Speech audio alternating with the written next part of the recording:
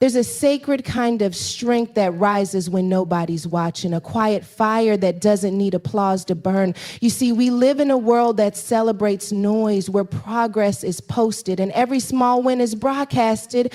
But I came to speak to the ones who are building in silence, the ones laying bricks with trembling hands and tear-stained eyes, trusting God in the shadows. This ain't about the spotlight. It's about the surrender, the unseen grind, the prayers whispered in the dark when the vision feels too big and you feel too small. I need you to know that heaven sees what Instagram doesn't, and what you're building brick by quiet brick is holy. So tonight we're going to talk about how to build yourself in private, how to grow in grace, and how to become everything God called you to be, even if no one's clapping yet. There's something sacred about moving in silence, and I'm not talking about silence that comes from fear or silence has been forced upon you by shame or rejection. I'm talking about the intentional kind, the kind of silence that's strategic, the kind that says, I don't need to announce what I'm building because I'm too busy building it. See, we often mistake quiet seasons as wasted seasons, but in the kingdom, silence is a signal. It means something is happening. Heaven does some of its best work in the dark. You ever notice how seeds grow underground, how the roots form before the leaves ever see the sun? That's not stagnation, that's foundation. God will often hide you before he reveals you, because exposure without preparation is dangerous. Some of us are so desperate to be seen, to be known, to be validated, that we step into spaces our character wasn't built to sustain. We let people into dreams that were still in incubation. And when they didn't clap or didn't understand, we started questioning if we were even called. But the truth is, some things are too holy for public consumption. Some seasons require a kind of silence that isn't empty, it's expected. It's that Mary kind of silence. When the angel told her she was carrying something divine, she didn't run and post it. She didn't look for likes, comments, or confirmation. She pondered it in her heart. That's what strategy looks like. That's what trust looks like. It's knowing you're pregnant with purpose and being okay with nobody seeing the bump yet. We confuse noise with progress. We think if people aren't noticing, we must not be moving. But the most powerful moves are the quiet ones. The decisions you make when no one's watching, the prayers you whisper that nobody hears, the therapy sessions, the journaling, the lonely nights when you're choosing to stay instead of run, heal instead of hide. That's strategy. That's growth. That's God getting your roots deep enough so when the wind comes, you don't break. Let me tell you something. Elevation without process will always lead to collapse. The quiet season is where your backbone gets built, where your faith becomes more than a feeling, where you learn to discern God's voice above your own. That silence isn't punishment, it's positioning. You're not being ignored, you're being insulated. God is protecting you from distractions, detours, and even from your own impulses. Because let's be honest, we don't always know what's best for us. We get impatient. We want the platform, but we don't want the pruning. We want to speak before we've learned how to listen. But silence teaches you patience. It teaches you wisdom. It trains you to be faithful with little so you can be trusted with much. That's strategy.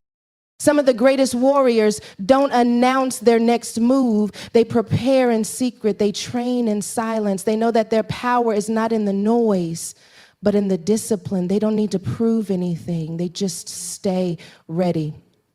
And that's what this season might be doing for you. It's not punishment. It's preparation. It's God fine-tuning your vision, checking your motives, healing your wounds, and strengthening your identity so that when the doors open, you don't walk in as a fractured version of yourself. See, when you confuse stagnation with strategy, you'll start rushing what God is refining. You'll try to open doors he meant to keep shut. You'll try to push fruit from a tree he's still rooting. You'll think because it's quiet, he must have forgotten you.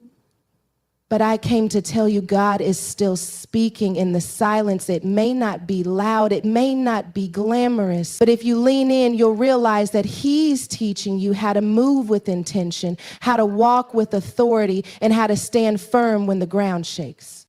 Because when it's time, when the strategy becomes revelation and the silence breaks, it won't be because you pushed your way in. It'll be because God ushered you in. And you'll be ready, not because you shouted the loudest, but because you were faithful in the quiet, because you obeyed when it didn't make sense, because you trusted the strategy even when your flesh wanted to be seen. That's the kind of quiet power God builds in secret. It doesn't need validation. It doesn't need recognition. It just needs obedience. So don't despise this silent season. Don't rush through it. Don't let the world's pace push you out of God's process. What you call stillness, God might be calling strategy. What you think is a pause, He might be using as preparation. And when it's time, when the silence breaks, you'll know it wasn't wasted. It was working. We live in a world that glorifies the outcome but rarely honors the process. Everybody wants to shine, but nobody wants to dig. We see the success, the stage, the spotlight, but we don't see the story behind it. We don't see the years in the wilderness, the prayers prayed behind closed doors, the nights spent wondering, God, when will it be my time? But if you ask anyone who's standing in a place of promise, they'll tell you they were developed in private long before they were celebrated in public. There's a weight that comes with being seen. There's a responsibility that comes with influence. And if you haven't grown deep enough in the dark, the light will expose your roots or the lack of them. That's why God is less concerned with when you arrive and more concerned with who you're becoming while you wait. He's working on your heart before He promotes your name. He's fine-tuning your spirit before He puts you on display. Because public glory without private growth is dangerous. It'll have you performing instead of being. It'll have you collapsing under pressure because you didn't have the character to carry what you prayed for. We want the crown, but not the crushing. We want the platform, but not the pruning. But you can't skip the middle. You can't microwave maturity. Growth takes time. It takes discipline. It takes humility. And the truth is, nobody claps for the growing. Nobody celebrates the healing. Nobody posts the moments where you chose forgiveness over bitterness, obedience over comfort, self-restraint over attention. But that's where the real victory is. That's where your roots stretch. That's where your spiritual muscles are built. And it's all happening behind the scenes.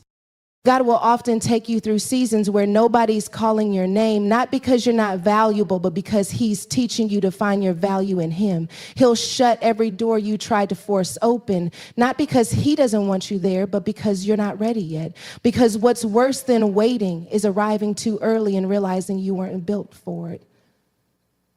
And so He hides you. He shields you. He trains you in the shadows because He knows that when you grow in private, you won't be shaken when you're seen in public.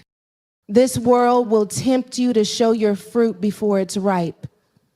It'll convince you that if you're not posting, you're not progressing. That if they're not cheering, you're not chosen.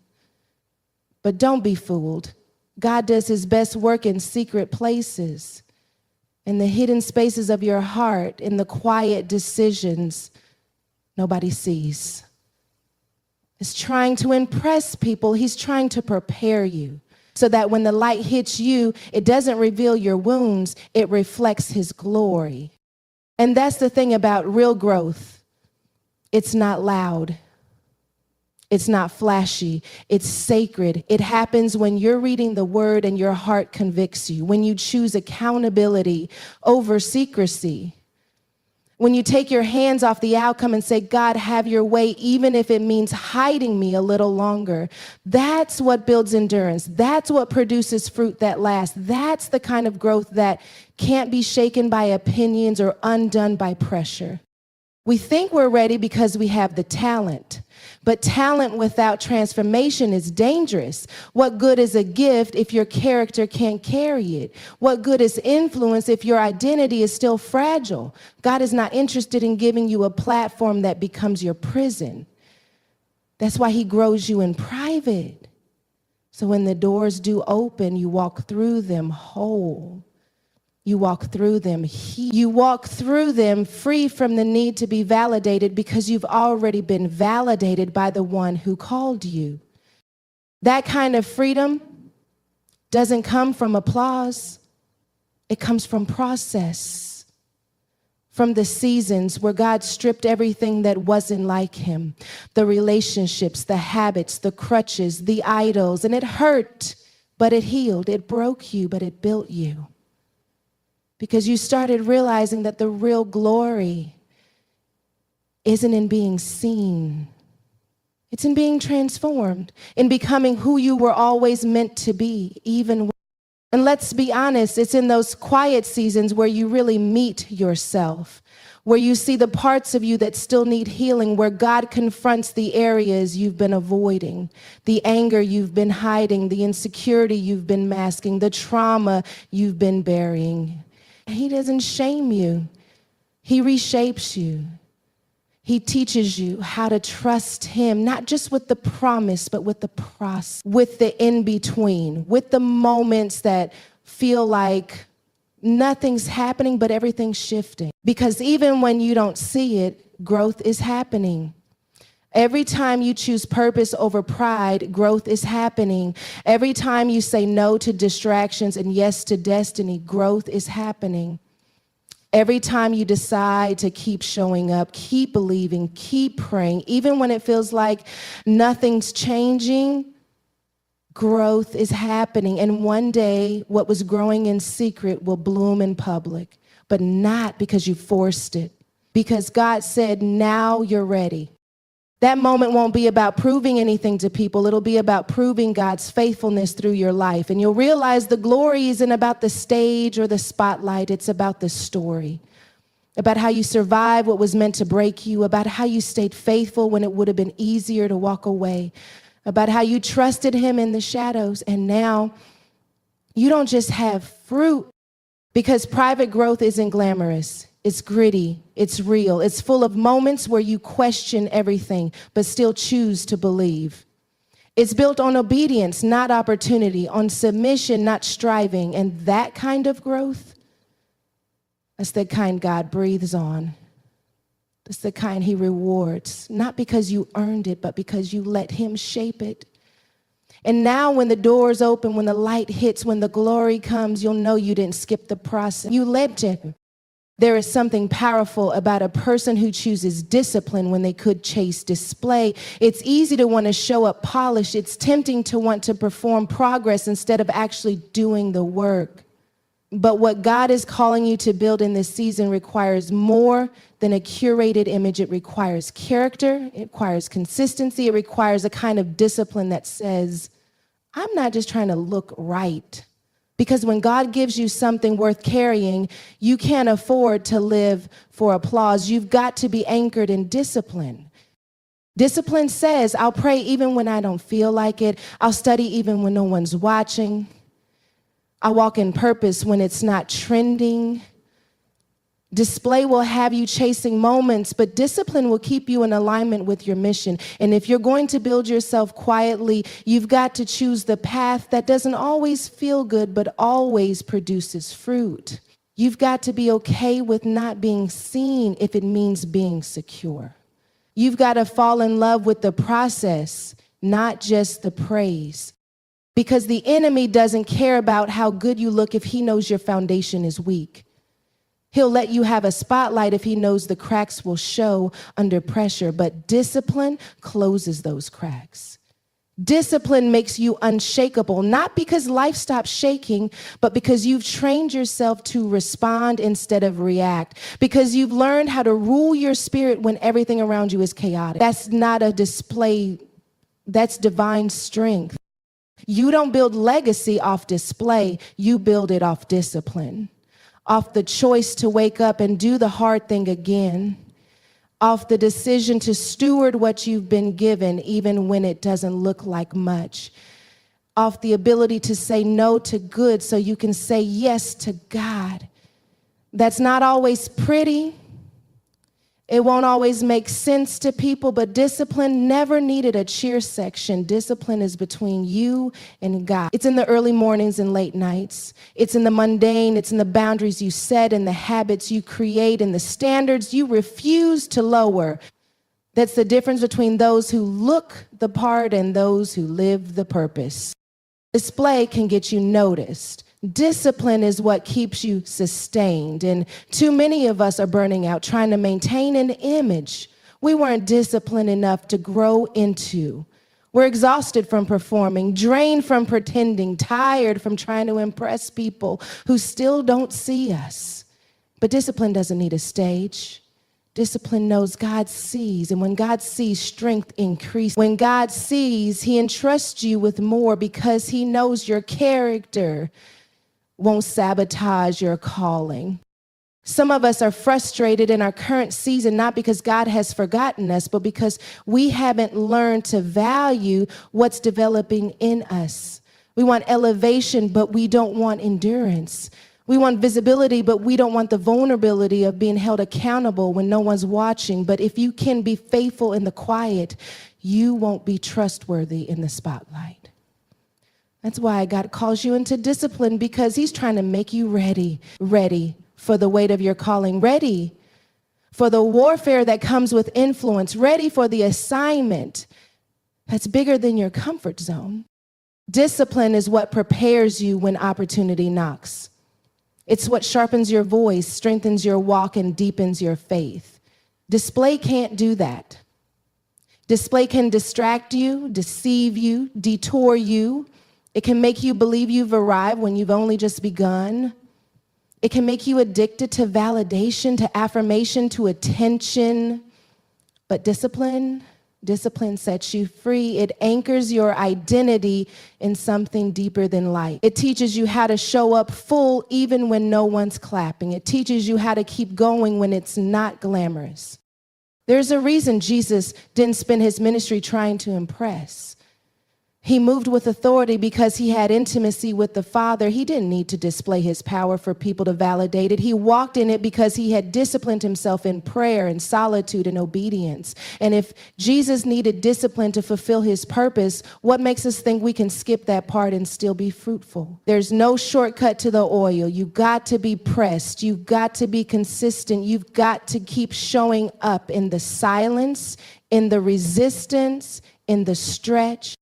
Discipline doesn't feel good in the moment. It costs you. It costs you comfort. It costs you convenience. It costs you fitting in. But the return is always greater than the sacrifice. You get clarity. You get conviction. You get capacity. The more disciplined you become, the less space you give to distractions, the less tempted you are to settle, the less willing you are to compromise. And that's what maturity looks like. It's not perfection. It's pursuit. Pursuing the version of yourself that God saw when he called you.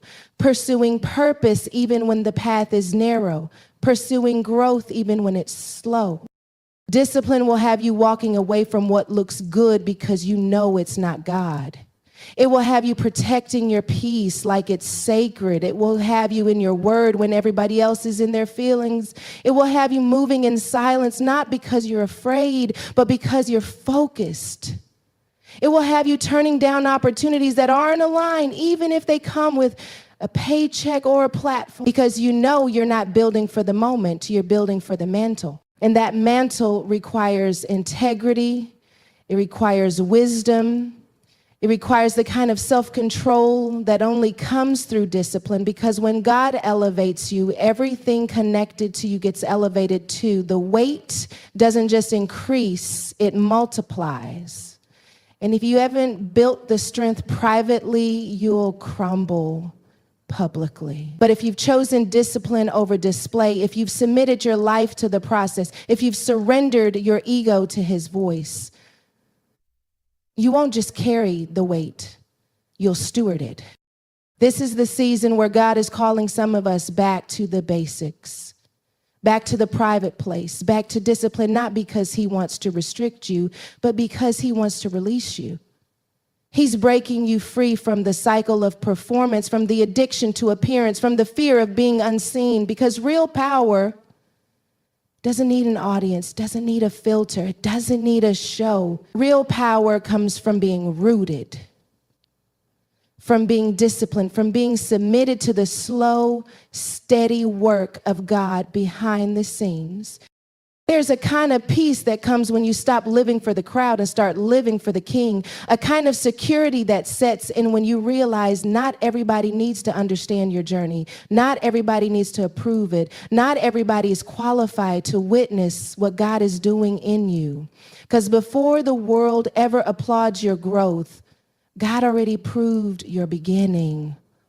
He's not just watching your outcomes, he's been watching your obedience. And in the silence, in the struggle, in the sacred place of surrender, he's been your witness. Sometimes God will close every door not to punish you, but to position you where his voice is the only one you can hear, because when too many people have access to your process, their opinions can drown out your discernment. They start projecting fear onto your faith. They start interpreting your calling through the lens of their comfort. And God says, I need to pull you away. I need to separate you so you remember who's writing your story. Because if you let the world become your witness too soon, you'll start performing instead of progressing. You'll start chasing applause instead of alignment. You'll let the noise convince you you're not moving because they're not clapping. But God's not looking for a performance. He's looking for presence. He's looking for sons and daughters who can say, even if nobody sees me, God, you see me. Even if no one understands this season, I know you ordained it. Even if I'm walking this thing out alone, I trust that you are bearing witness to every single step. And that kind of confidence doesn't come from platforms. It comes from prayer, from presence, from pain even. It comes from choosing to believe that God is enough, even when people are not. We spend so much time trying to prove ourselves to people who were never called to validate us. But when God is your witness, you stop performing for people who don't have the power to promote you. You stop needing constant reassurance. You stop comparing your pace to someone else's. Because when God is watching, when God is keeping the record, when God is overseeing your preparation, you know you can trust his timing. You know you don't need to rush into visibility when he's still developing your vision. You don't need to go viral when he's still rooting you. And some of us are frustrated because we feel unseen. We feel overlooked. But what if you're not overlooked? You're just being overseen by heaven. What if God is doing something so intentional, so holy, so tailor-made in your spirit that it had to be done in private? Because if people saw it too soon, they would distort it. If people heard about it too early, they would discourage it. If people touched it too fast, they would taint it. So God says, let me be your witness. Let me be the one who sees it, covers it, grows it until it's ready to be revealed. That's what makes the unveiling powerful. It's not just that people see it. It's that you know God already did. That while you were weeping, he was working. While you were doubting, he was developing. While you were quiet, he was keeping score of every yes, every surrender, every battle you didn't talk about but still showed up for. God saw it, God marked it, God affirmed it. And when the time comes, the world won't be seeing you for the first time. They'll just be catching up to what heaven already knew. And that's why you don't need to beg for attention. You don't need to campaign for support. You don't need to compromise your integrity just to get noticed. Because the one who called you will confirm you. The one who anointed you will announce you. The one who gave you the vision will make it visible when it's time. But until then, your job is to be faithful. Your job is to be focused. Your job is to trust that when God is your witness, nothing you've done in obedience is ever wasted. There's a beauty in being hidden by God, because when he hides you, he's not withholding you, he's protecting you. He's preserving the oil, he's cultivating something that will last. He's shielding you from platforms your maturity isn't ready to carry. He's teaching you how to stand without support. how to believe without evidence, how to press without praise. That's when you know you're building something real. When you can stay consistent without being seen, when you can keep sowing even though no one's clapping, when you can say, God, if you're the only one watching, that's enough for me. Because when the world does become your audience, you'll know who you've been performing for all along, and it won't be them, it'll be him. You won't be moved by their applause or discouraged by their silence. You'll be anchored, you'll be rooted, you'll be standing on something eternal. Because when God is your witness, you're not in this for hype, you're in it for heaven. You're not in it to be celebrated, you're in it to be sanctified. You're not in it you're in it to transform.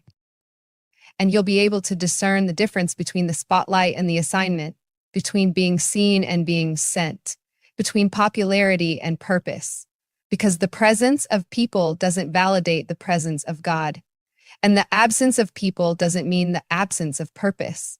That's why some of your deepest breakthroughs won't be public. They'll happen when you're on your face, when you're walking away from what's easy, when you're standing in faith with nothing to show but a word from God and a yes in your spirit. God is not interested in building your platform at the expense of your soul. He's not trying to make you impressive. He's trying to make you whole. And he knows that if you can trust him to be your witness now, you won't be shaken when the crowd finally comes, because you've already been seen, you've already been known, you've already been affirmed, and you didn't have to compromise to get it. You didn't have to lose yourself to find it. You just had to believe that what God starts in private, he finishes in glory. So let him be your witness. Let him be your audience of one. Let him be the reason you show up, the reason you stay planted, the reason you keep building, keep healing, keep stretching, even when it looks like no one's watching. Because the truth is, he is. And when the curtain lifts, when the doors open, when the manifestation comes, you'll know this didn't start in the spotlight. It started in the secret place, in the silence, in the surrender, in the moments where it was just you and God. And that was more than enough.